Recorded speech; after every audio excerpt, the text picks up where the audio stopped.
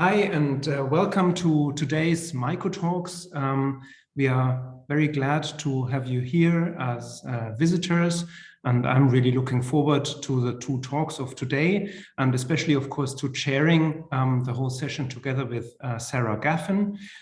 Today we have two talks, the first one to be given by Kyla Ost from University of Utah, and then the second one given by Gustavo Goldman from the University of Sao Paulo. MycoTalks, as you probably know, is a conference series, a series of online talks organized mainly by the MRC Center for Medical Mycology at the University of Exeter, and there is an international organizing committee.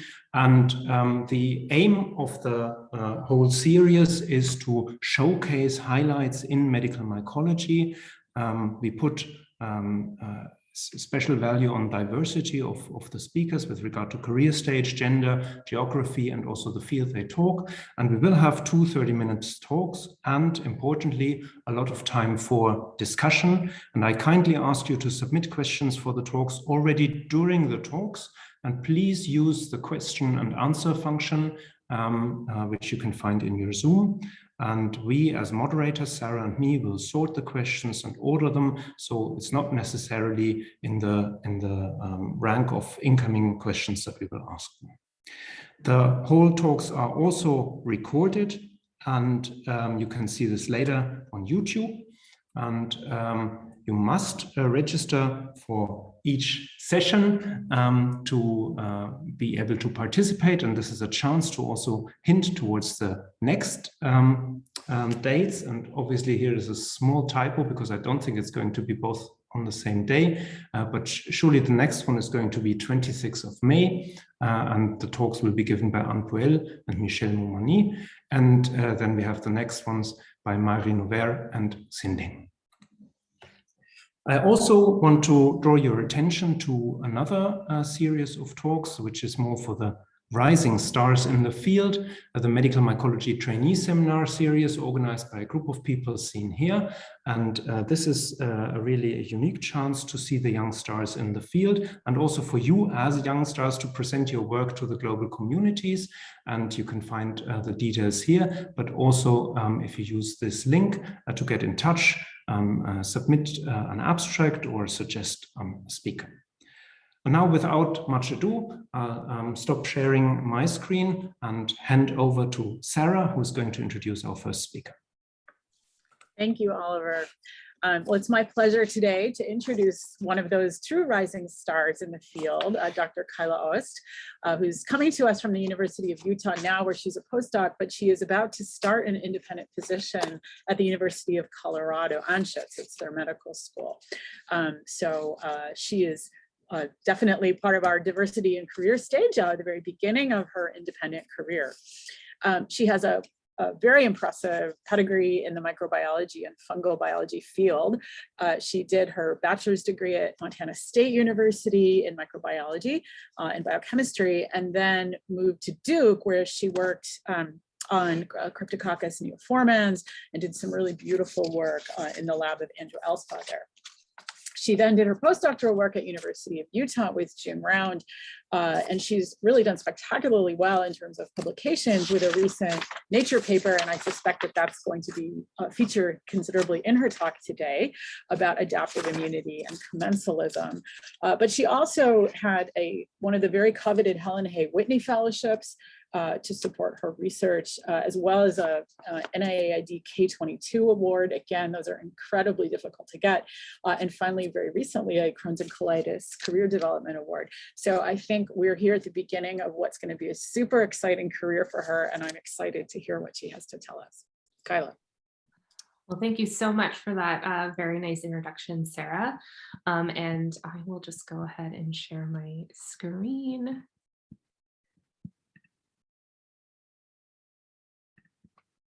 All right. Well, thank you to the organizers for inviting me. This is a huge honor. This has been one of my favorite seminar series, virtual seminar series over the last 2 years. And I am just really thrilled to have the opportunity to talk in this setting. And so as Sarah mentioned, I will be telling you about the work I have been doing as a postdoc in June Round's lab, and tell you a story of a really fascinating interaction between adaptive immune responses and commensal fungi within the gut. And so, of course, we all know now that the large and complex microbial community within our gut has many important functions in shaping human health and impacting disease. And fungi are actually a really important group of commensals within this community. While often overlooked by microbiome researchers, these fungi have really emerged as important immune modulatory members of the gut community. This community is dominated by yeast species in the Saccharomyces and Candida genera. And so while these fungi are dramatically outnumbered by the bacteria in the gut, they've really been shown to play an outsized role in impacting host health, and in particular have been demonstrated to be potentially pathogenic. So of course, we are very familiar with a number of these Candida species and their ability to cause life-threatening opportunistic fungal pathogens, or infections rather.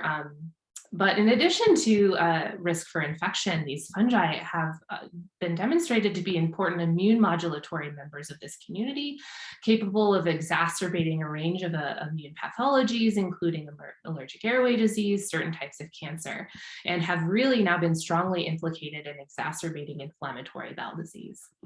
But we also know that these fungi are normal colonizers of healthy people and rarely cause disease in most people under most circumstances. And exciting emerging research is even suggesting that this immune modulatory capacity of some of these fungi can actually have a benefit by promoting immune surveillance and protecting us from both bacterial and fungal pathogens. But as a whole, the commensal lifestyle of these fungi is not well understood. And in particular, the host forces that constrain these fungi to a commensal state to prevent them from becoming pathogenic are not well known. And so in the Round lab and in many other labs, it's now been well established that the adaptive immune system within the gut is a critical force that maintains homeostasis with the microbiota as a whole. So these immune responses, of course, are orchestrated by T and B lymphocytes in gut immune tissue, which are constantly stimulated by microbial antigens. And one of the key responses that results from the stimulation is the production of antibodies, primarily IgA antibodies. So this IgA is secreted into the gut lumen in large quantities, even under homeostatic non-disease settings. And there, these antibodies interact with the microbial community to sculpt the community composition and also directly regulate commensal microbial biology, such that there's a suppression of both pathogenic microbes and also pathogenic microbial processes to prevent these microbes from invading and exacerbating inflammation, for example. But when I started my postdoc now about 5.5 years ago, really nothing was known about whether fungi were also involved in inducing this response and whether these fungi were targeted and regulated by these antibody responses within the gut. And so I started this project with a question that I am now famous within the lab for asking almost at every in every microbiome sort of research question, and that is, what about the fungi? So are these antibody responses important for regulating fungal commensals also?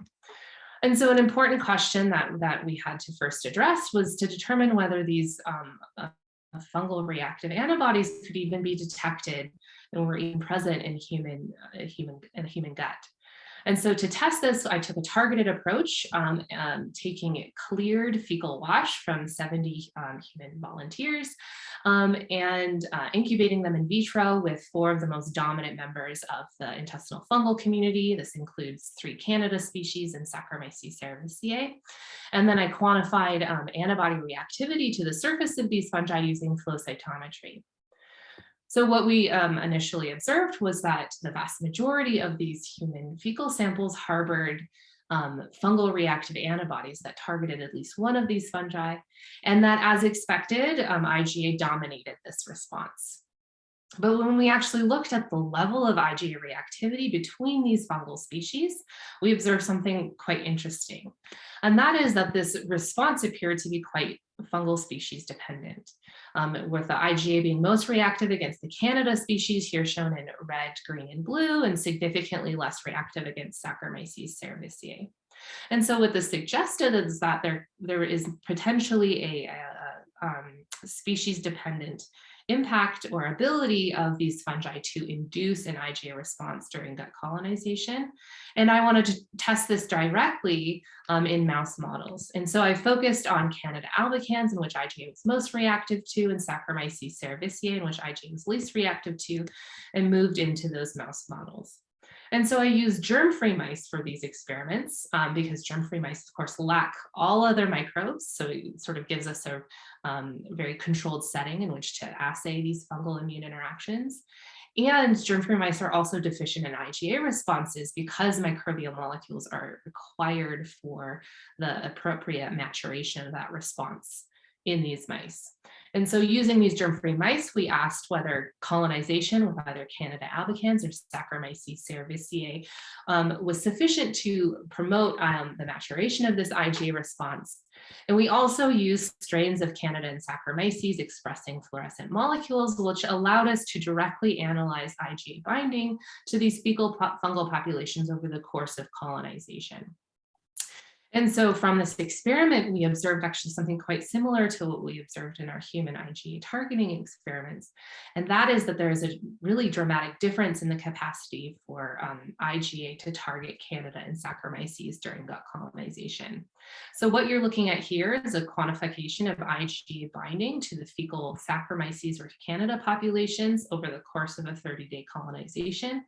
And what you can appreciate is that Saccharomyces, despite colonizing these mice at a relatively high level throughout the gut, never become significantly targeted by IgA. But by contrast, Candida albicans really becomes highly targeted by IgA, as you can see here from the summary, or sort of the summary of this experiment, and also the example flow plots. Indicating that Candida, but not Saccharomyces, is targeted by IgA during gut colonization. And so I investigated this Candida-induced immune response in more detail and found that Candida, but not Saccharomyces, induces, sort of boosts the B and T cell populations within the gut known to be involved or to orchestrate these IgA responses. So this includes B cell populations like IgA plasma cells in gut immune tissue called the lamina propria, and also in lymphoid tissue in Peyer's patches, I observed increased germinal center B cell responses. This was also accompanied by a really striking induction of T helper 17 cells, which is consistent with work from other labs in the field. But I overall want to highlight how striking it is that Saccharomyces cerevisiae really is sort of immunologically, Saccharomyces colonized mice are immunologically indistinguishable from germ-free mice, really highlighting that this organism does not induce this response. And so I investigated the nature of this Candida-induced IgA response in more detail and specifically asked whether this is a specific response against Candida. So again, I used a flow cytometry method in which I took IgA from Candida or Saccharomyces colonized mice, incubated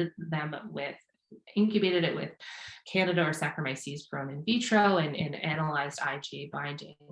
And so what we found is that Candida-induced IgA strongly reacts against Candida grown in vitro, but does not cross-react against Saccharomyces cerevisiae, indicating that this Candida response is fairly species-specific. And again, Saccharomyces or IgA from Saccharomyces colonized mice reacts against neither Saccharomyces nor Candida, really driving home the point that Candida, but not Saccharomyces, induces a specific IgA response during gut colonization. But I was actually pretty perplexed by this lack of response by to Saccharomyces. Here we have an organism that's the only microbe colonizing these mice, capable of colonizing at relatively high levels from their small intestine to their colon, but appears to be sort of flying under the radar in regards to this adaptive immune response. And so I thought that was kind of strange, and perhaps we were using the wrong strain of Saccharomyces, and that there is a strain that is capable of inducing this response. And so to try to find one of those strains, I took advantage of this collection of Saccharomyces that was compiled and characterized by Pooja Shrope and John McCusker's lab at Duke, which encompasses 124 Saccharomyces strains from clinical, industrial, and environmental settings, in addition to laboratory settings. And I designed a pooled colonization experiment model to screen this collection for IgA inducers, in which I took pools of 20 to 24 Saccharomyces strains, repeatedly colonized germ-free mice, and then assayed both total IgA levels and the reactivity of that IgA response. And so from this analysis, or from this screen, I came out with basically nothing. So what you're looking at here is the quantification of IgA from these different Saccharomyces colonized mice, reacting against those same strains of Saccharomyces grown in vitro. And just to orient you, this is the level of IgA reactivity I typically observe against Candida albicans after incubation with Candida-induced IgA. And you can appreciate that none of these Saccharomyces strains are being specifically targeted by IgA from these mice that had been colonized with them.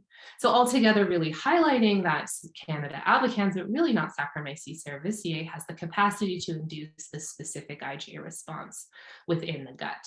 And so I focused on Candida albicans to better understand how this immune interaction impacts both fungal biology and its interaction with the host. And Candida albicans is actually a really clinically important commensal to study these concepts. Of course, we all know this organism is an important, potentially pathogenic, opportunistic fungal pathogen, but it's also been demonstrated to be a key immune modulatory member of the gut fungal community, and is found to be the culprit behind many of the exacerbatory effects of fungi in regard to immune pathologies, including inflammatory bowel disease. It is, of course, also a really fantastic genetic model in which there's a ton of fantastic tools and techniques that allow us to study these fungal host interactions from the fungus side. And so using Candida albicans, I set up a pretty simple experiment to try and determine how this adaptive immune environment within the gut impacts fungal biology. And so what I did is I took germ-free wild type or immune deficient rag mice, which lack T and B cells and therefore lack those antibody responses, and monocolonized them with the same strain of Candida albicans and profiled the fungal transcriptional profile using RNA-seq. And so what we observed was a really dramatic difference in transcriptional profile between the fungal populations colonizing wild type and rag mice, with about 25% of the total Candida genes being significantly differentially regulated. And I got really excited when I started looking at the specific genes that were most dramatically upregulated in these rag mice. And that is because they were sort of famous virulence factors known to be associated with this infamous morphological transition that Candida undergoes within the host. And that is the formation of these elongated hyphae, which are more adhesive, more invasive, and considered to be the more pathogenic morphotype of this fungus. And so my data suggested that this morphological transition was impacted by the adaptive immune environment. And to test this directly, I first took my RNA-seq data and compared the results against a list of genes known to be upregulated during hyphal formation, and indeed found that these hyphal-associated genes were significantly enriched in Candida colonizing immune deficient rag mice. Consistent with these findings, I simply imaged Canada during colonization of these mice and found that the Canada population in rag mice were significantly more hyphal than that colonizing wild type mice.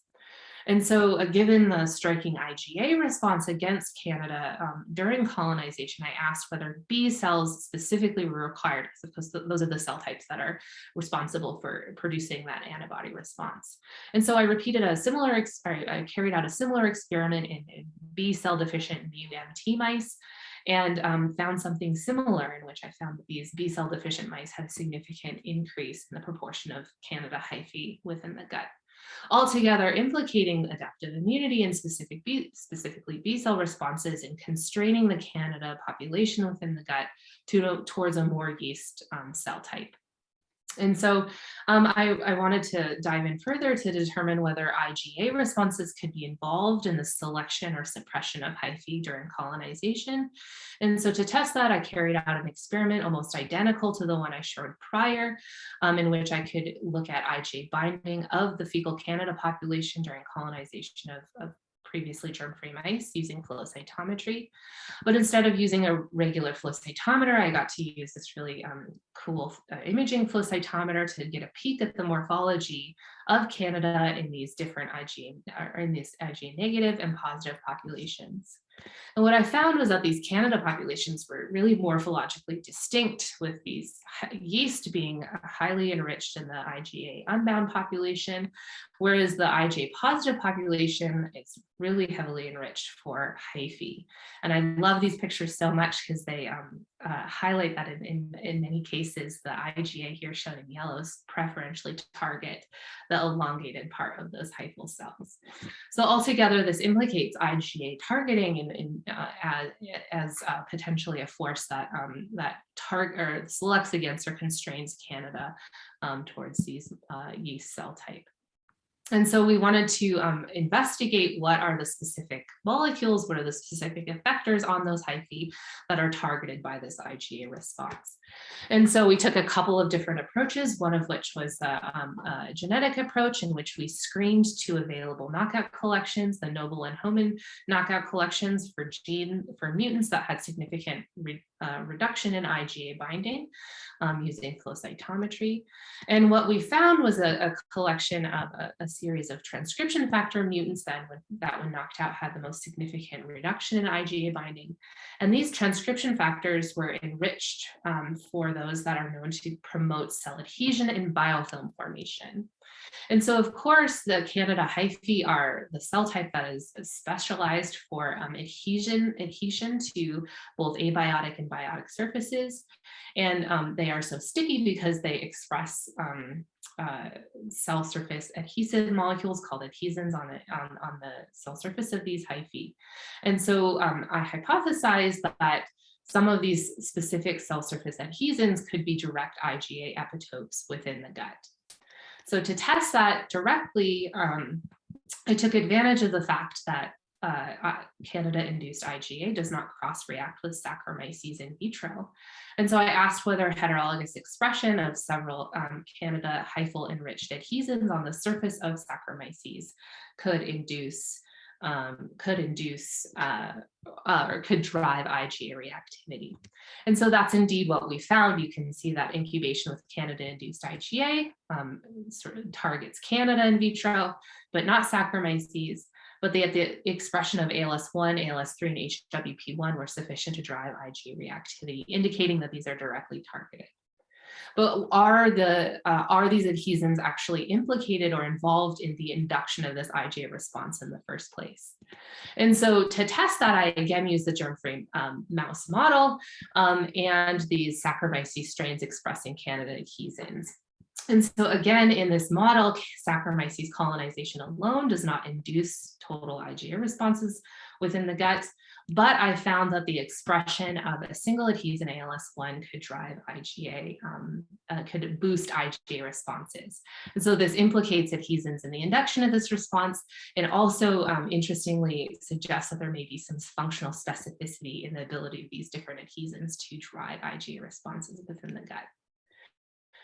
And so consistent with the involvement of adhesins in or adhesive capacity in deriving or boosting IgA responses during gut colonization. I also carried out experiments with a different fungal commensal called Candida glabrata. Candida glabrata is also very commonly found in the human gut microbiome. And I found in my human IgA binding experiment that this species was significantly more targeted by IgA compared to Saccharomyces cerevisiae. But the interesting thing about glabrata is that it is much more closely related evolutionarily to Saccharomyces cerevisiae than it is to Candida albicans. And like Saccharomyces cerevisiae, glabrata does not form hyphae. But that a key differentiating feature of glabrata from Saccharomyces is the dramatic expansion of cell surface adhesins that are known to be important for driving interactions with mammalian cells. And so I hypothesized that glabrata would also, because of its increased adhesive capacity, would also induce a specific IgA response within germ-free mice, and that's indeed what I found. So monocolonizing mice with a clinical strain of Candida glabrata resulted in increased total IgA levels, and that this IgA appeared to be glabrata specific. And so altogether suggesting a model in which adhesive fungi, including Candida albicans and Candida glabrata, drive specific IgA induction during gut colonization, and that for Candida albicans, this immune response preferentially targets those adhesive cell types and effectors, resulting in a population that shifted away from these adhesive cell types and more towards these yeast cells.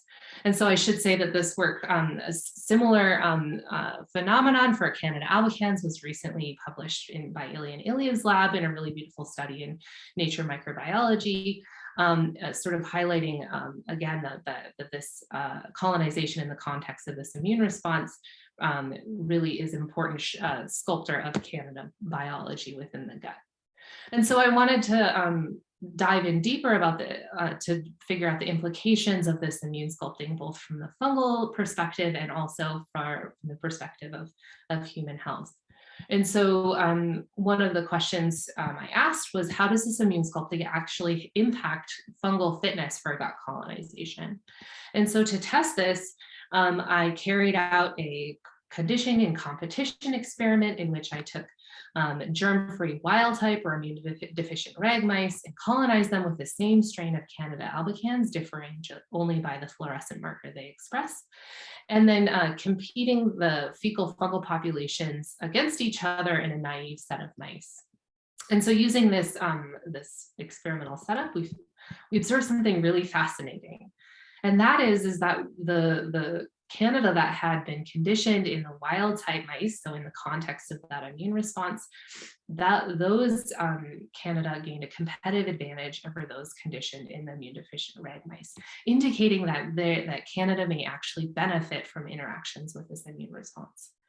I noted also that this immune enhanced fitness phenotype took time, and I observed no difference in fitness if I conditioned these strains for just 2 days, which of course is not going to be enough time to induce that specific adaptive immune response. And so what could be the mechanism deriving this immune enhanced fitness phenotype? Well, I hypothesized that this was down to the impact on morphology. So a number of labs now have really sort of definitively shown that the gut is a unique niche in which yeast cell type is much more fit than this hyphal morphotype. And so I hypothesized that this immune enhanced fitness phenotypes arose due to the immune suppression of these hyphal cells that are less fit for gut colonization. And so to test this hypothesis, I reasoned that if I repeated this immune conditioning and competition experiment using a strain locked as yeast, so unable to form hyphae, I should see this immune enhanced fitness phenotype go away. The reasoning goes, if there's no hyphae to select against, then there would be no increase in fitness. And so using this strain of Candida that I developed that is locked as a yeast, I repeated the conditioning and competition experiment and observed no immune enhanced fitness phenotype, and perhaps even a reversal of that phenotype, which is an interesting phenomenon that we haven't mechanistically followed up on just yet. But overall, it suggests that this adaptive immune environment actually may function to improve Canada's commensal fitness within the gut. But of course, what impact does this immune sculpting have on host health? And so the disease model that I was most interested in exploring this phenomenon was this inflammatory bowel disease. Like I mentioned earlier, Candida albicans is strongly associated with worsened disease in people and has been shown to exacerbate disease in a number of mouse models. And so the mouse model that we used in this study was an acute DSS model of colitis, which is a really simple model in which you just give this detergent DSS, detergent-like molecule in their drinking water, which disrupts gut epithelial barrier function and leads to pathogenic inflammation. And so we know from our work and in other labs that if you combine DSS treatment with Candida glabrata, or Candida albicans rather, that you make disease even worse. And so using this model, I interrogated how morphology impacts disease severity by comparing wild type Candida to a strain that's locked as yeast or locked as hyphae.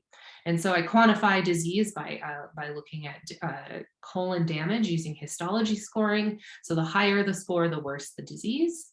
And so using this, this model, we found that the hyphal locked cells were more pathogenic in this setting, implicating these cell types that are known, that we found to be highly targeted and regulated by the immune system as the more pathogenic cell type in this disease. But what about adhesins specifically? And so to test the role of adhesins, we utilized a strain of Candida that is deficient in adhesin expression, but can still form hyphae. So this is this AHR1 knockout, which was actually the top hit from our genetic screen. And so we tested this adhesin deficient mutant in the same DSS model of colitis, and again found that this adhesin deficient strain induces significantly less disease than the wild type Candida. I tracked down some of the specific adhesins that are deficient in expression in the gut on this AHR1 mutant, and found that ALS1 was significantly downregulated. And so I asked whether restoration of ALS1 expression to this adhesin deficient strain could restore disease severity. And that's indeed what I found. So expressing ALS1 with this constitutive TET regulatable promoter restored this disease causing capacity. And when I suppressed ALS1 expression using tetracycline analog, I could see the reduction in disease, demonstrating that this phenotype is completely dependent on ALS1 expression. And so this implicates hyphae and adhesins in exacerbating exacerbating colitis. And so we hypothesized that potentially inducing an adhesin and hyphal specific immune response prior to disease onset could block Candida or ameliorate this exacerbatory effect of Candida during IBD.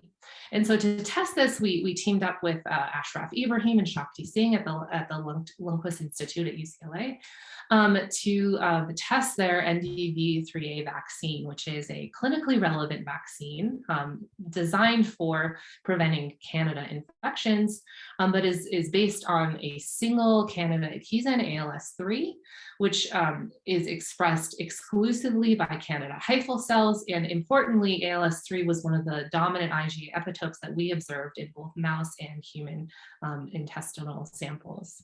And so using this vaccine, I initially tested whether we could induce a Candida-specific IgA response within the gut.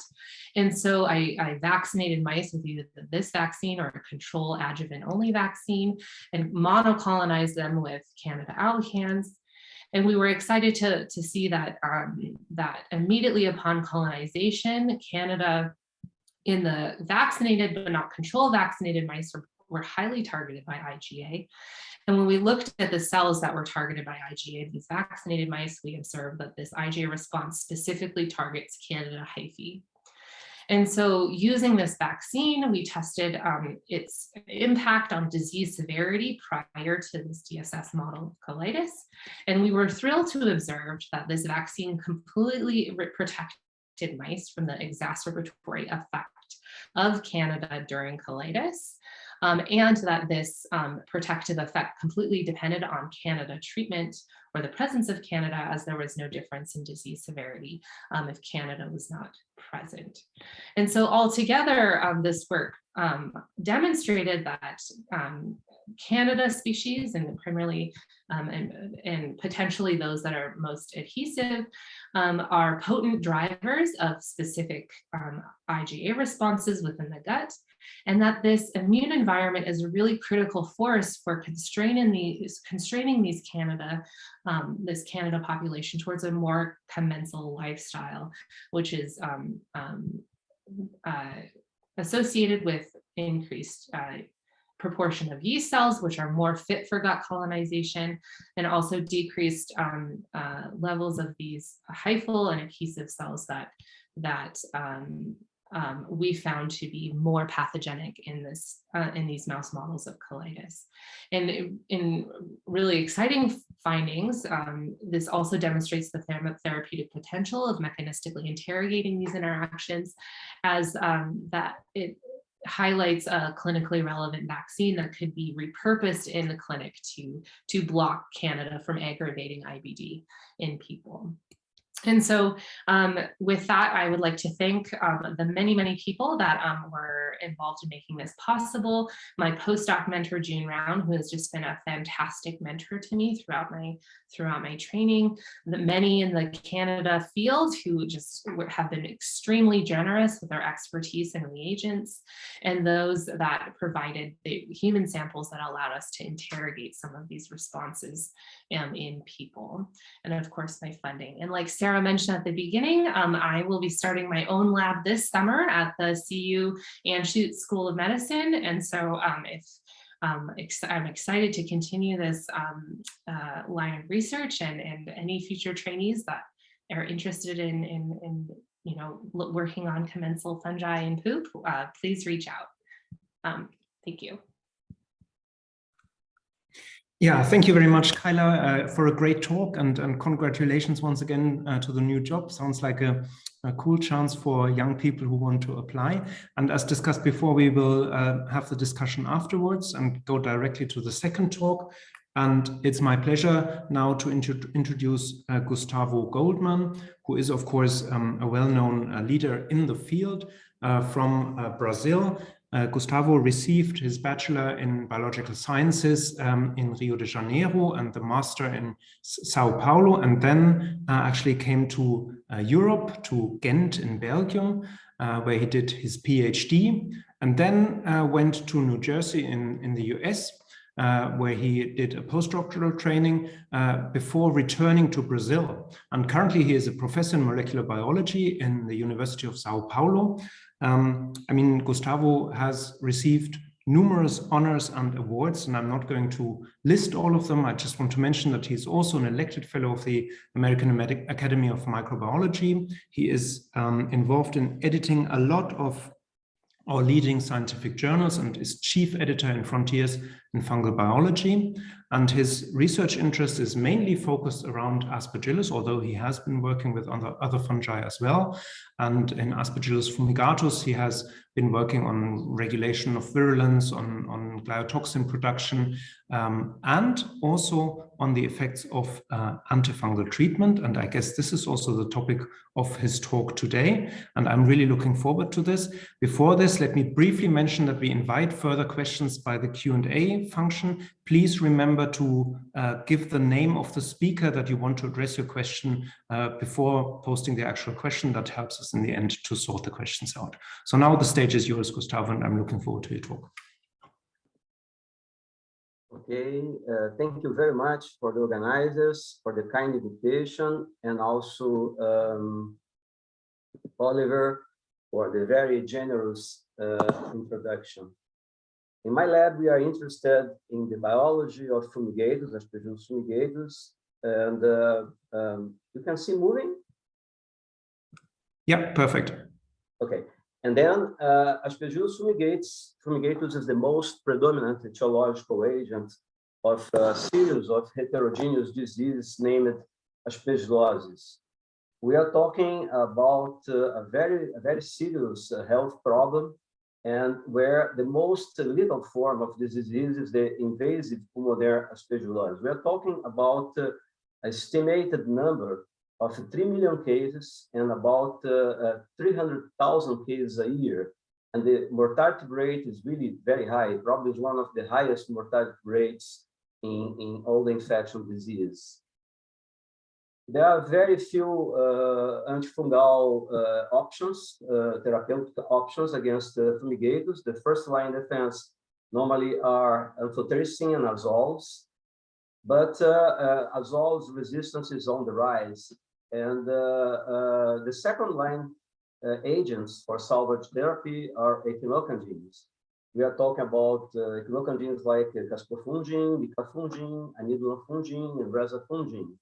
Normally, the target is very well defined. The echinocandins, they inhibit non-competitively the beta-1,3-glucan synthase, and this destructs the beta-glucan in the cell wall, preventing the resistance against osmotic force, and eventually this is going to lead to cell lysis.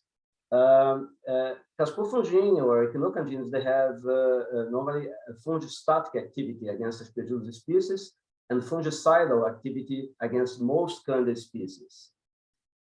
Genetic resistance for echinocandins are very well established. There are hotspot mutations in the FKS1, that is the gene that encodes the beta-1,3-glucan synthase. However, the main fungistatic effect, that is the tolerance to caspofungin, is not very well characterized. What we know is that the tolerance is based on the activation of stressing signaling pathways like MAP kinase and phosphatase, such as calcineurin, and this probably is activating the cell wall integrity signaling, and there is probably some replacement of beta-1,3-glucan by chitin, trying to strengthen the cell wall. One of the most interesting tolerance mechanisms in Aspergillus is called caspofungin paradoxical effect or ego effect. This effect relies on the ability of the fungus to restore growth at high suprainhibitory drug concentrations. The ego effect was originally described by Harry Eagle in 1948 for penicillin, staphylococcus, and streptococcus. But we can observe this suprainhibitory effect, this paradoxical effect, for many antibiotics and bacterial species. In bacteria, in clinical bacteriology, these concepts of drug tolerance, persistence, and the ego effect, they are very well defined. We normally, in clinical bacteriology, we distinguish these different phenotypes by their penetrance within a population. Normally, they are a kind of similar phenomena. There is survival by restriction of the growth. Normally, the bacteria are going to extend their lag phase or stationary phase, allowing survival. And then normally antibiotic tolerance, it means that all the individuals in the population, they have the survival. And when we talk about persistence, a subpopulation of the individuals, they have their survival. The ego effect reminds a little bit the persistence phenotype, because also a subpopulation. But what is really amazing is that after more than 70 years of the identification of the discovery of the ego effect, there are no molecular mechanisms to describe the ego effect in bacteria, and there are no genetic determinants identified in bacteria. The situation about these concepts in clinical mycology are completely different. You know? We have not a very precise definition what is persistence or ego effect. What are the molecular bases of these phenotypes? Why to study CPE in fumigators? I think the main reasons why we decide to study it is because we want to understand mechanisms of drug tolerance and persistence in these species, to identify genetic determinants involved in this process. We are currently concentrated on transcription factors, but progressively we are moving to a high hierarchy genetic determinants like protein kinase and phosphatase, and most importantly, to identify additional drug targets and select for drug synergizers and enhancers of caspofungin, basically to potentialize the mechanism of action of caspofungin, to potentialize the caspofungin activity. In the words of our colleague Dominique Sanglar, inhibition of antifungal tolerance is an interesting concept for the design of more efficient antifungal therapy.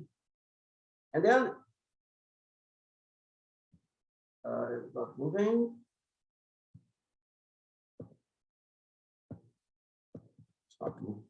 It's not moving. You can see moving?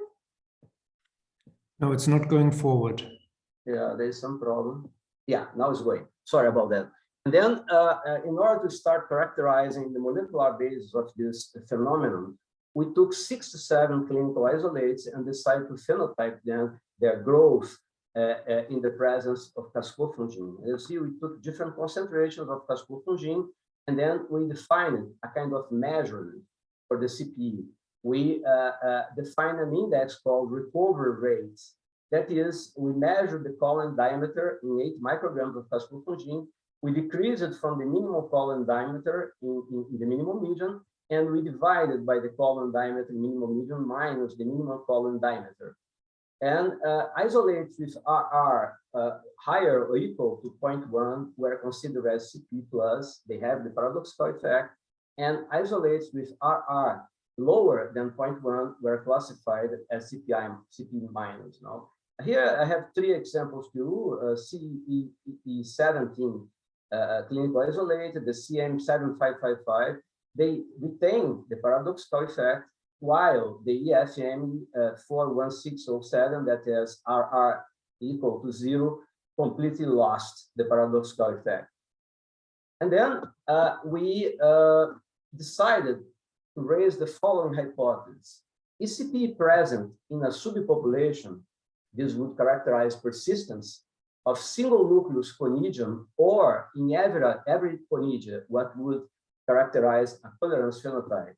And then we defined a caspofungin growth index based on harvesting conidia that were grown in minimum median or minimum median plus caspofungin, paradoxical concentrations, and then we plated them, and then we counted the colony-forming units on caspofungin divided by the colony-forming units in minimum median and multiplied by 100. And then we were able to express the CGI from 0 to 100%.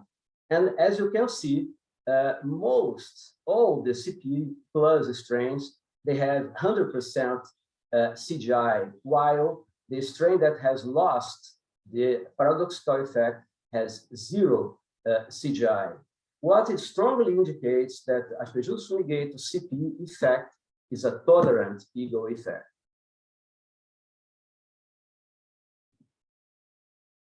Next step, we decided to ask, what are the genetic determinants involved in Aspergillus fumigatus CP?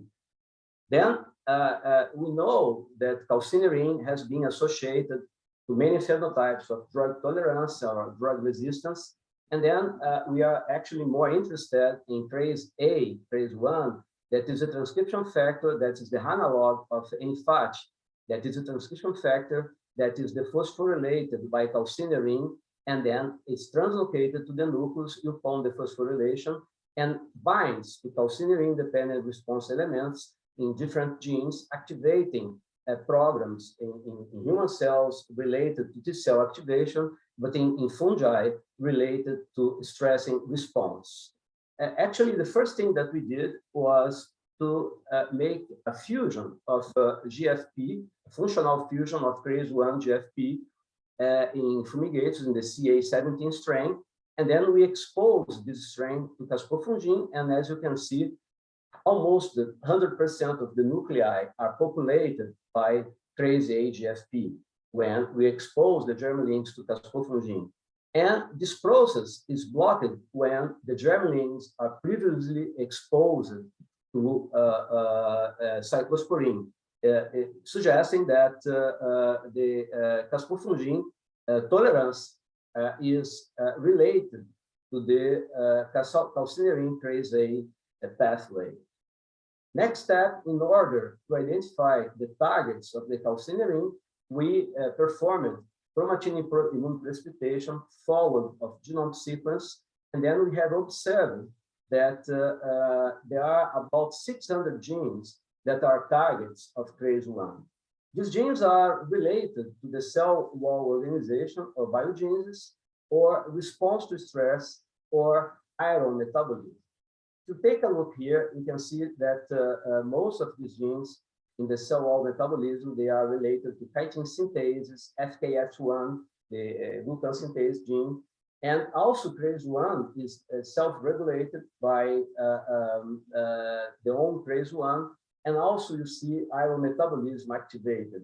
We were able to define the CDRE motif in fumigators. It's very similar to the CRAS1 in Saccharomyces, and based on this data, we decided to validate it by using electrophoretic mobility shift assay.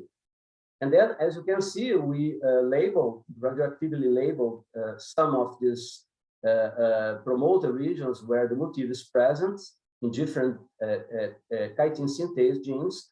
We expose them to in vitro to CRAS1 GST protein, and then, as you can see, there are different binding to different promoter regions, but all the 4 chitin synthase promoters, they are bound by CRAS-A, and when we mutagenize these promoter regions, it's completely abrogated, completely lost the binding to these promoter regions. Also, these results were confirmed by chromatin immune precipitation followed by quantitative PCR, strongly suggesting that CRAS1 can really modulate the chitin synthase and can affect the chitin production in fumigators.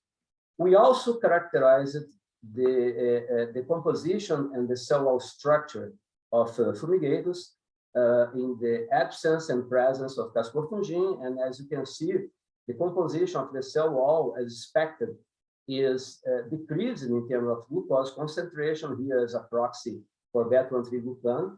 And when we expose to caspofungin, it's completely decreased, and the concentration of chitin is increased as a proxy for N-acetyl-glucosamine concentration. When we look to the CRAS-A mutant, we see that already the glucose is much lower than in the wild type. And when we expose it to caspofungin, this doesn't change that much. But when we look at the chitin constitutively, the concentration of chitin in the cell wall is much higher than in the wild type. As you can see, when we add caspofungin, the concentrations increase dramatically.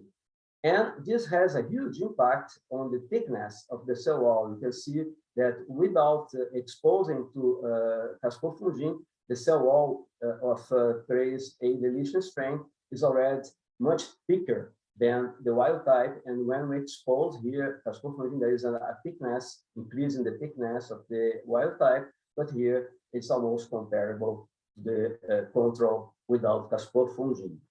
Then our conclusion is that CRAS1 is really important for the increased chitin production during the CPE. And probably this is happening because it's trying to compensate the reduced beta-1,3-glucan biosynthesis. But what was really surprising was the fact that we identified CRAS1 heterogeneity. When we look at the CRAS-A deletion strain in the CA17 strain, we see that the CRAS1 is not essential for the paradoxical effect. The CRAS-A deletion strain still keeps the paradoxical effect. And then when we go to other strains like AF293, is absolutely essential for the paradoxical effect. We saw in this kind of heterogeneity a great opportunity to characterize all the transcriptional problems that could be involved in paradoxical effects. And actually, we raised the questions, are there additional transcription factors involved in the CPE in fumigatus CA17 strain besides phase 1. And then we took advantage of a new transcription factor library that was constructed by our colleagues in Manchester under the coordination of Michael Bromley. And then we screened this 484 TF new library for the reduced caspofungin paradoxical effect. We were able to identify 11 transcription factors, and these 11 transcription factors, the deletion mutants of these transcription factors, 9 of them are also more sensitive to caspofungin. Only 2 of them, they have the same kind of susceptibility than the wild type, but all of them, they have lost to different extents the paradoxical effect. What are these transcription factors? These transcription factors are those ones that are shown here, and you see that 4 of them are global regulators from the NECTA, NECTBC, NECTC. They are from the CBF, NF, gamma family of transcription regulators. These global regulators, normally they regulate the RNA polymerase II transcription by inhibiting the formation of the pre-initiation complex. And also, we were able to identify 7 additional transcription factors that belong to different families of transcription factors.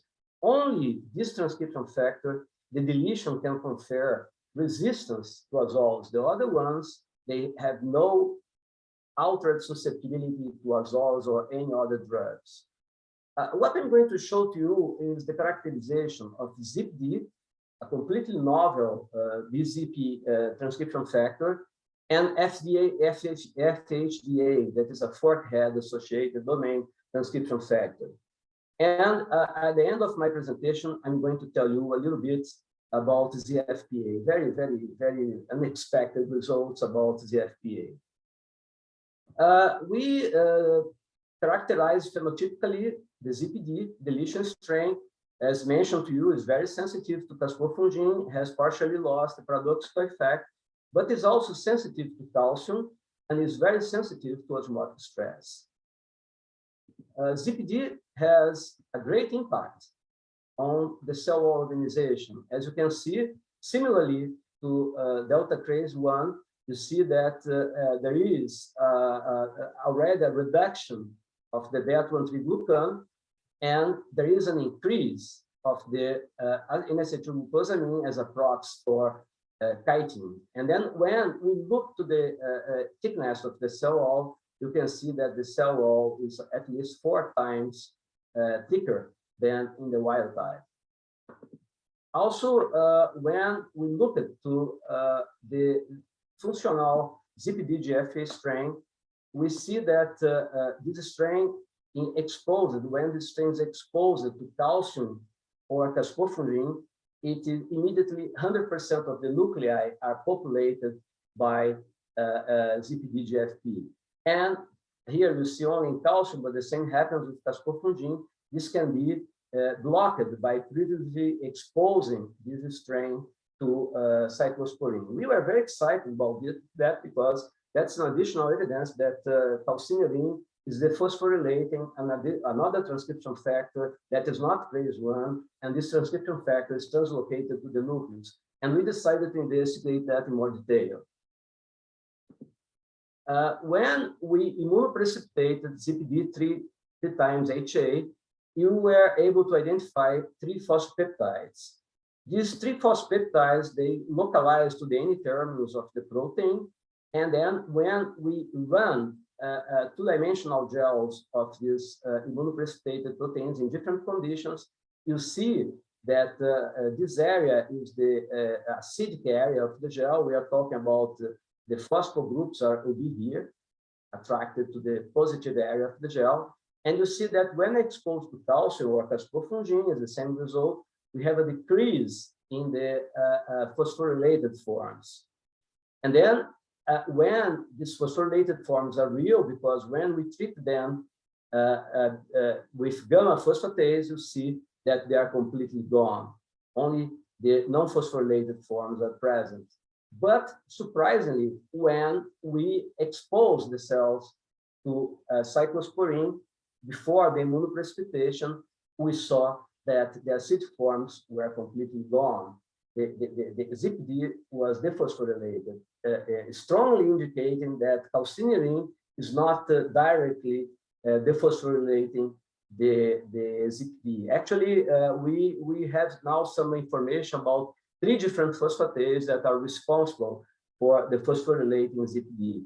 And these phosphosites, they are functional because we mutagenize them for alanine, and you see that when the protein is completely unphosphorylated, it's all the time residing in the nucleus, and or then we created phosphomimetic mutants with aspartate, and you see that is always, most of the protein is always in the cytoplasm. Then we have a very, very interesting example of a transcription factor that is dephosphorylated by other phosphatases. These phosphatases are related to the cell wall integrity pathway, they are related to MAP kinase, and it needs calcineurin to dephosphorylate something else that could be caryoferins or some other genetic determinants in the cell that are important for the translocation to the nucleus.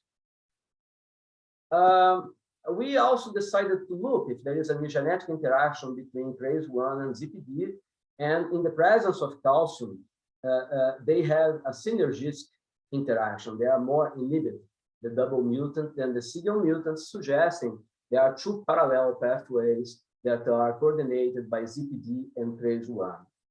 When we looked at the transcriptional profiling of these mutants, we see that there are really actually common and distinct transcriptional profiles. There are some genes that are regulated concomitantly by the 2 transcription factors, and genes that are really specifically regulated, modulated by ZipD or by TRACE1. When we categorize these genes, we see that genes that are important, modulated by TRACE1 and ZipD at the same time, are related to cell polarity budding and filament formation, the cell wall itself, and the 2-compound signal transduction system that's important for osmolarity and cell wall integrity pathways. But when we look to ZipD by itself, we see that ZipD impacts genes involved in tricarboxylic acid pathway, sugar, glucoside, or polyol carboxylate catabolism. Actually, what is really curious is the fact that there is no genetic interaction when we look to cell wall phenotypes. It means that when we have a double mutant of ZipD and TRACE1, they all resemble ZipD as a kind of reminiscent of ZipD phenotype. We don't see any additive interaction between these 2 mutants. As you can see here, the growth in the presence of different concentrations of caspofungin of the mutant resembles more the delta ZipD than TRACE1. There is no additive interaction. And also, when we look into the thickness of the cell wall, we see that the double mutant resembles more the single ZipD mutant. Okay, we identified now a very important modulator of the cell wall activity. ZipD, it's important. It seems to be collaborating with TRACE1. I want to show to you now another transcription factor that is really completely unexpected, the results that we obtained for this transcription factor. This is the 4th head associated domain transcription factor that we named FHDA. This transcription factor, when deleted, as I showed to you, confers very, very high sensitivity to caspofungin and completely lost the paradoxical effect. This transcription factor is lowly expressed. The fluorescence of the FHDA GFP strain is very low, but is always constitutively populating the nuclei. They are always residing inside the nucleus. And then when, in order to identify transcriptional problems that could be modulated by FHDA, we used transcriptional profiling, we observed that enrichment for genes related to TCA cycle, electron transport, C compound and carbohydrate metabolism and mitochondria. It seems that FGADA is important for mitochondrial function, and actually when we fractionate the mitochondria from the wild type and the mutant, previously exposed or not to caspofungin, as you can see, caspofungin impacts the mitochondrial activity. We are using 3 different enzymatic activity markers, reflecting the activity of the 4 complexes in fumigatus. And then when we measure them, you see that the wild type has a decreased enzymatic activity when exposed to caspofungin, but the mutant already has decreased activity exposed or not to caspofungin. It seems that FGADA is really important for mitochondrial function. And then we decided to look by using SHIP-seq to the direct targets of FHDA.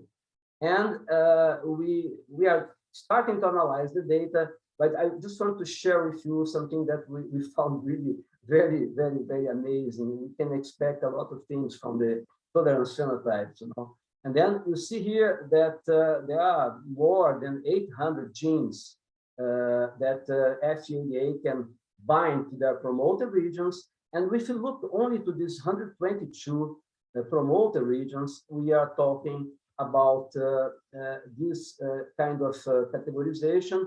We are talking about 15 genes that we don't see any identity close to these regions. We are talking about 29 protein coding genes that are very close to these promoter regions.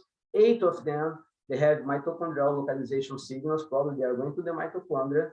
And we are talking about 35 tRNAs, and also 43 regions that we don't know what they are doing, and we have been previously mapping these regions as a histone 3 lysine 9-3 methylation.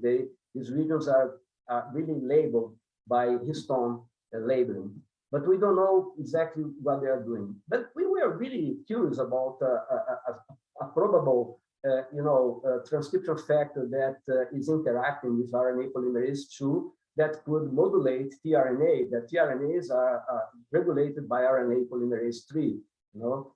And then we decided to look to the tRNA composition. But then, since FGHDA is modulating mitochondrial function, we decided to look first to the mitochondria organization in fumigatus. And as you can see, the mitochondrial tRNAs encoded by mitochondrial DNA in fumigatus, they have almost all the tRNAs except for the 7 tRNAs. The 7 codons can correspond to 13 anticodons. And these guys are missing in the mitochondrial DNA. They have to take advantage of these tRNAs that are synthesized in the nuclear genome. And then when we looked to, remember that I told you that we have 35 tRNAs. And then when we look to them, we could map them to at least 9 tRNA genes that can decode 7 of the 13 mitochondrial anticodons that I just mentioned to you.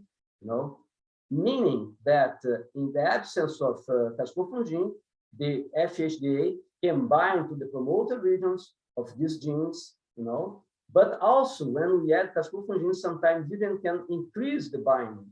It seems that this transcription factor is not only interacting with RNA polymerase II, but also with RNA polymerase III. There are some examples, few examples in the literature where we can find transcription factors that can interact with the 2 RNA polymerase.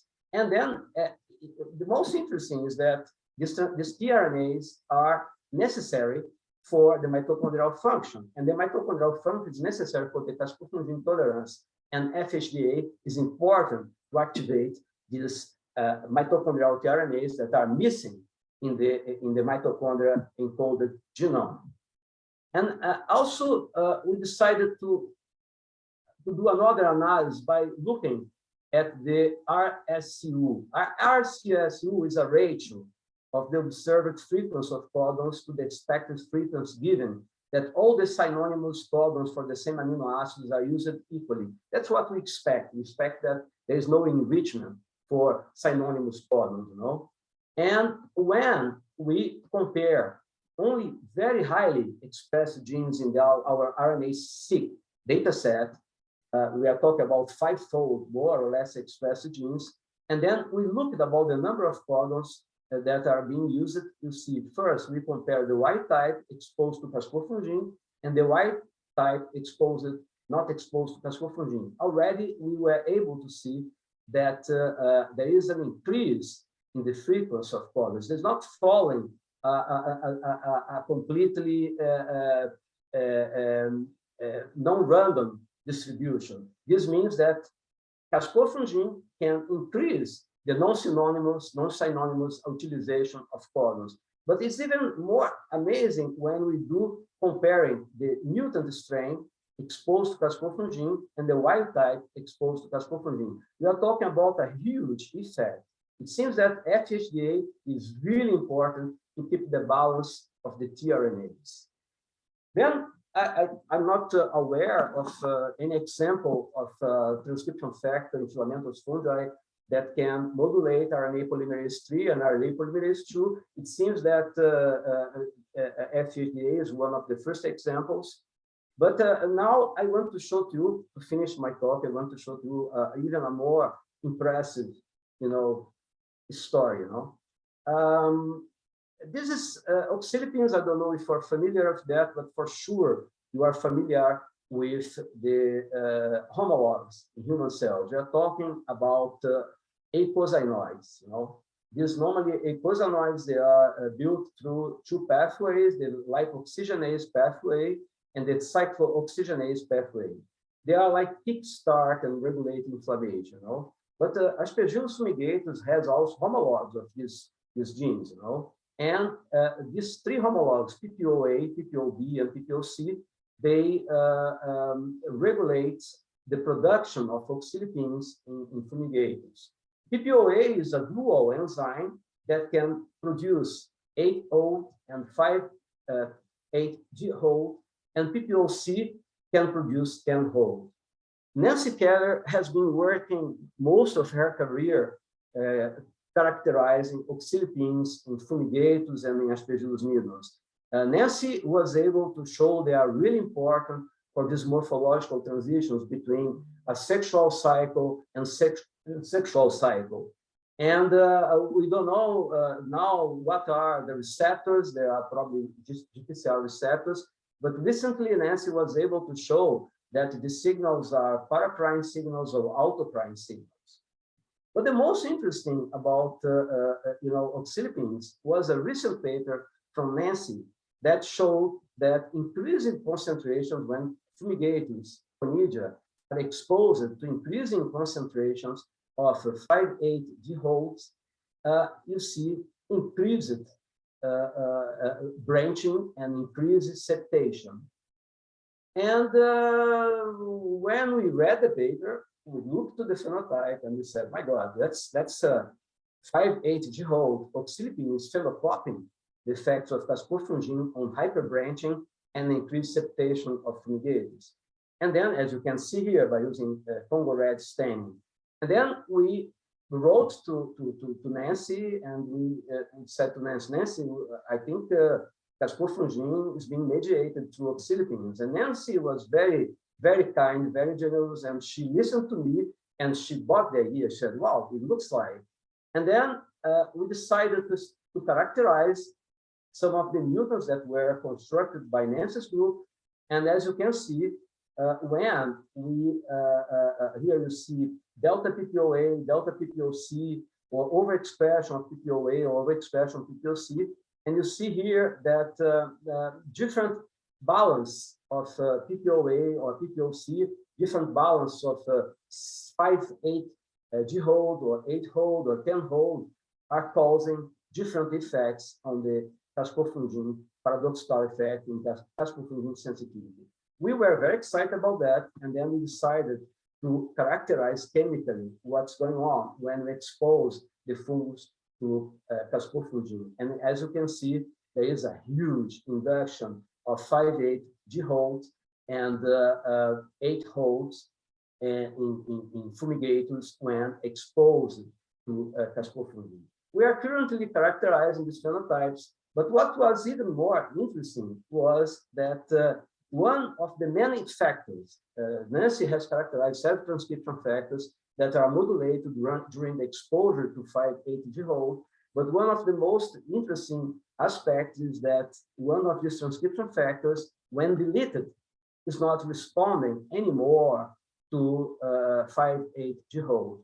And that is exactly the same transcription factor that I showed you previous slide before, the ZFPA.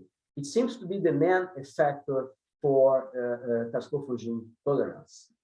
Then, just to finish my presentation, I would like to share with you our model about how Cas tolerance works. We are talking about Cas is impacting FKS1, the veterinary synthase, and then is activating several pathways like alpha-synuclein and PKA, oxylipins, and then these transcription factors, they are important to activate or repress compensatory pathways like cell wall, iron, and mitochondria.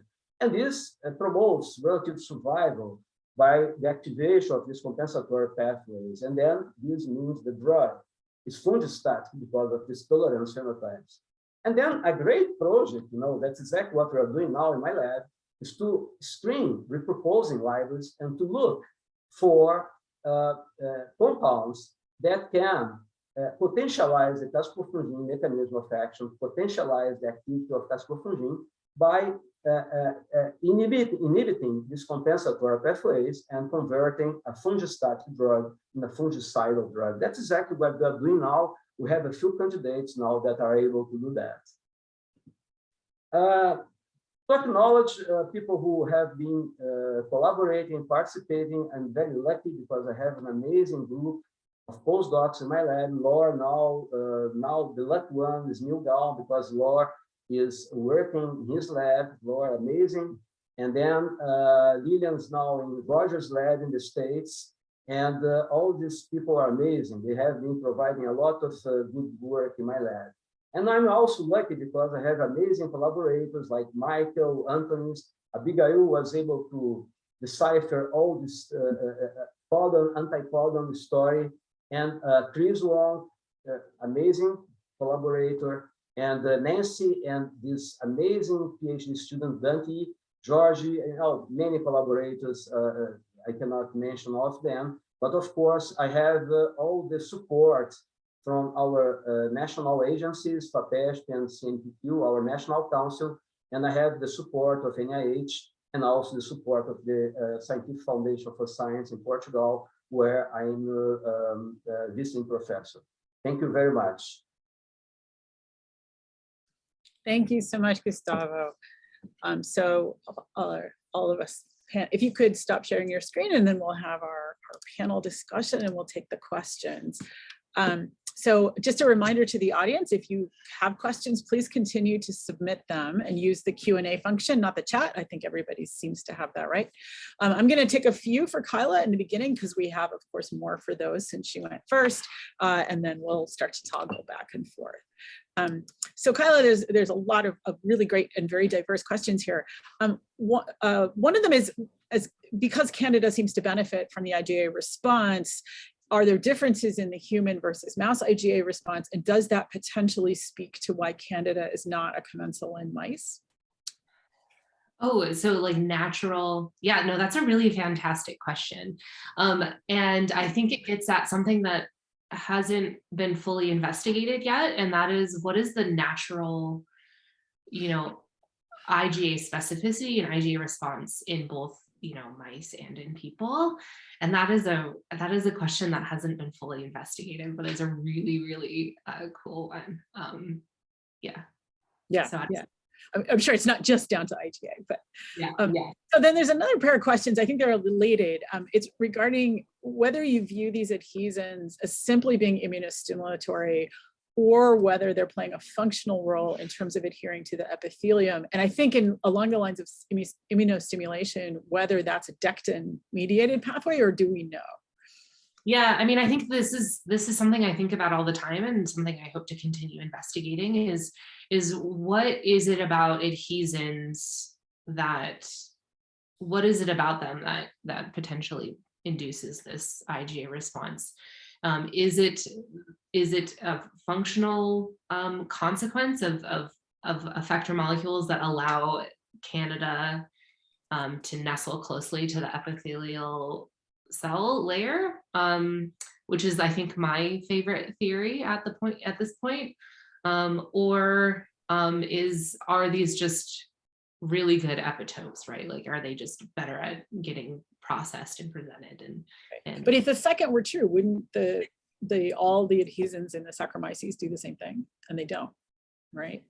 But but I think the specificity is very important, right? Saccharomyces adhesins are not very good at adhering to mammalian tissue, right? They're more specialized for self-adherence.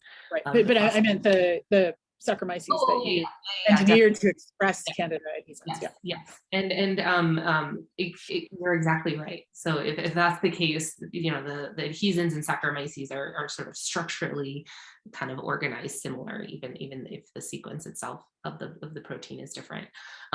So yeah, my favorite theory is that they're important functionally in helping the organism get close to the epithelial layer.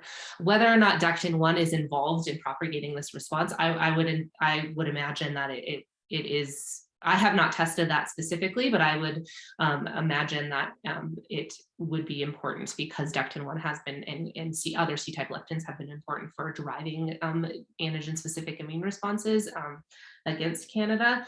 But it can't be the whole story, right? Because other fungi like Saccharomyces also have beta-glucan that can stimulate Dectin-1. So there's some sort of unknown step prior to that. So what are the features of a Candida that allow it to induce this response when Saccharomyces can't? And so that's jury's still out on that one. Sure. Pass it over to you, Oliver. Yeah, thank you. And thank you also, Gustavo, for a fascinating talk. So the first question is with regard to the multiple transcription factors you have identified that can potentially modulate this eagle effect or paradoxical effect. Do you think that there are many different mechanisms leading to this effect, or do they all convey in the end in one final mechanism, which could be chitin dysregulation and then lead to this effect? That's a very good question. Thanks. I think there are multiple mechanisms, and then when I start showing to you the recovery rate, it means that there is an imbalance of all these mechanisms. That's my hypothesis. When we have reduced it, we have been trying to do wide genome sequence analysis for these guys, but we don't see really, SNPs. We don't see really anything really. I think the main difference between them is the unbalance between all these different mechanisms. And also now we raise the hypothesis that maybe oxylipins are important. And we are measuring for some clinical isolates, we are measuring the oxylipin production when they are exposed to caspofungin, And actually, my personal view about that is that the oxylipins are the main messengers of the whole story. I keep playing with, kidding with, Nancy, that the oxylipins are the soul of caspofungin, I think that's the messenger is oxylipin, and maybe we don't know for other drugs, maybe also the fungus can react and have second messengers, and secondary metabolites are amazingly important.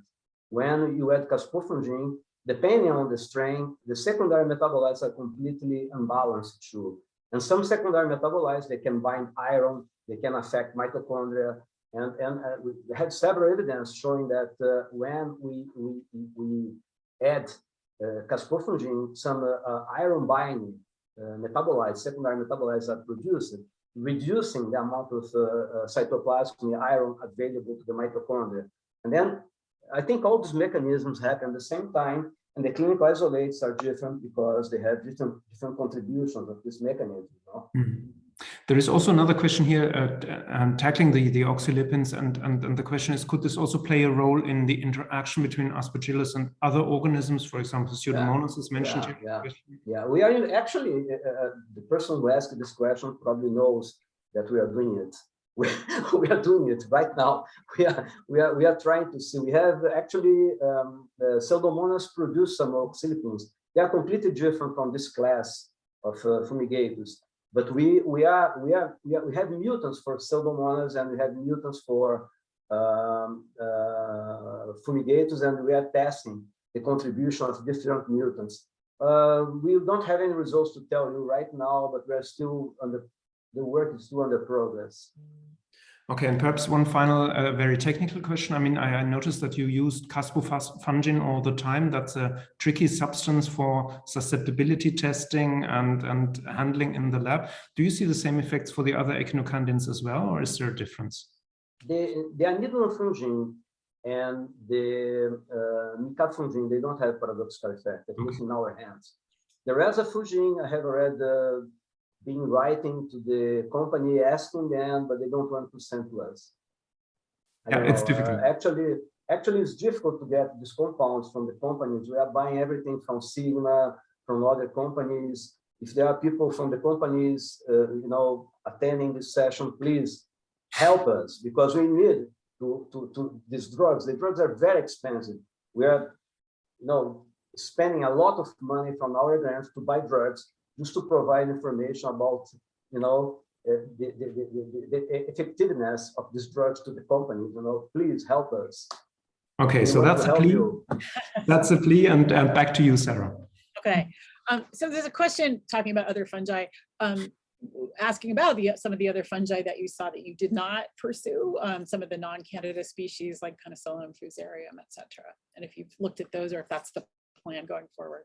I have not looked at those. I don't have immediate plans to look at it, but I think it's a fascinating question whether, these other morphologically dynamic fungi have something similar going on. And I am not familiar with, I have not found any other studies in which that's been explored, but it's a really fascinating question. Yeah, so I sort of I guess kind of conceptually related question, which is about staph, because the ALS3 is not only targeted to Candida, it's also for Staph aureus. And so, I don't even really exactly know what my question is, but do you think a functional interaction or consequence of some of these events with staph colonization in addition to or on top of Candida? Yeah, that's I love that question, and I've been thinking about it even more broadly. Not just staph, because there's a ALS3 being a functional or sort of structural ortholog to some of the staph, to at least one staph adhesin. There's a similar phenomenon with HYR1 in an adhesin on Acinetobacter baumannii. And so I think it's a really fascinating question, and something I've thought about but haven't explored yet is how does this how does this Candida-induced antibody response impact bacterial biology, bacterial colonization, and could we find evidence of a adhesin, sort of a broad homeostatic adhesin-specific immune response that reacts against structurally similar adhesins? I think is something I would love to pursue. Yeah. So we have a little internal thing on the chat here. We're going to add 5 minutes to this, if that's okay. I mean, if people have to go, we understand that. But since we went a little bit longer, and we just got a thumbs up from Gustavo. So I'll turn it over to you, Oliver, for Gustavo questions. Right. So I have a very interesting question here. Picking up reports that caspofungin might be actually taken up by the fungus. And the question is whether you have looked at this and how uptake of caspofungin by the fungus connects to the pathways you analyzed. Yeah, we have a collaboration with Misha Friedman. Misha is the person who has recently shown that the vacuolar structures, they can destroy the caspofungin. This happens more with caspofungin and less with anidulafungin and micafungin and resafungin. He was able to synthesize everything. But anyway, when Misha has sent us the caspofungin, fluorescent caspofungin, and we try to see that. In the mutants that we have, clinical isolates that we have lower RR, they have no paradoxical effect. They are very sensitive to caspofungin. we have exactly the same thing when we compare two isolates that have very high RR and they are resistant to caspofungin and they have the paradoxical effect conserved. They go to the vacuolar thing and they stay there for a while, and then that's all. But that's only in the beginning of the thing. We expose it like half an hour, 15 minutes. Later, it gets really complicated microscopically to see that. We have to think about other ways to look at that. The recent way that Misha did, by creating two groups where he can distinguish between degradation and non-degradation would be perfect, but we don't have these probes from each. We have to talk about that. But it's possible that there is a phenotype or some clinical isolates that are less able to degrade inside the vacuolar compartments. It's quite possible, and I think that's probably one of the mechanisms of tolerance. Okay, and I have another question here coming obviously from Rio de Janeiro to you. And the question is any of the transcription factors you identified as being associated with the paradoxical effect also associated with expression of virulence traits in Aspergillus? Oh, that's a good question. Because of the time of the seminar, I didn't show that. There is no direct correlation. ZPD is really very, very virulent. It's amazingly virulent. We don't see any infection with ZPD in both neutropenic model and in the immunocompetent model for Aspergillus. But then if you take FHDA, ZNFA, if I recall well, ZFPA, many others, they are virulent. The deletion strands, they are virulent, at least in the neutropenic model. It doesn't seem to have a direct correlation between the caspofungin paradoxical effect or less tolerance to caspofungin and virulence. Right. So the final words is for our female partners, and Sarah, I hand over to you. So we have a final question about when you were looking at your monocolonized germ-free mice and measuring gene changes, and you measure them in the fungus, but did you also do this in the intestinal mucosa? And does that then influence the response?